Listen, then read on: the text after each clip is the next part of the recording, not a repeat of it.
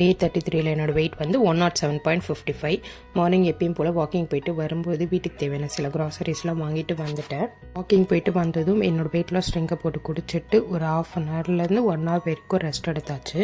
இன்றைக்கி என்னோடய பிரேக்ஃபாஸ்ட் என்னென்னு பார்த்தீங்கன்னா, கருப்பு கொண்டக்கடலை ஊற வச்சுருந்தேன். அதை தான் அவிச்சு சும்மா சாலட் மாதிரி செஞ்சு சாப்பிட்டேன்.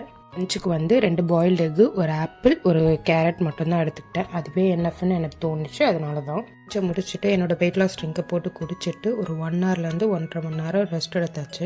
ஈவினிங் எப்பயும் போல் என்னோடய 2 வாட்டர் பாட்டிலை எடுத்து வச்சுட்டு என்னோடய ப்ளேலிஸ்டெல்லாம் பார்த்து அதுக்கான ஒர்க் அவுட் ஒரு 1லேருந்து 1.5 மணி நேரம் செஞ்சுட்டு மறுபடியும் வாக்கிங் ஸ்டார்ட் பண்ணியாச்சு. ஏன்னா 10,000 ஸ்டெப்ஸ் நான் நடக்கணும் அப்படின்றதுனால இன்றைக்கி என்னோடய ஸ்டெப் கவுண்ட் அச்சீவ் பண்ணியாச்சு. ஈவினிங் ஸ்நாக்ஸுக்கு மறுபடியும் கொண்டக்கடலை ஒரே ஒரு கப்பில் எடுத்து வச்சுருந்தேன். அதை தான் நான் எடுத்துக்கிட்டேன்.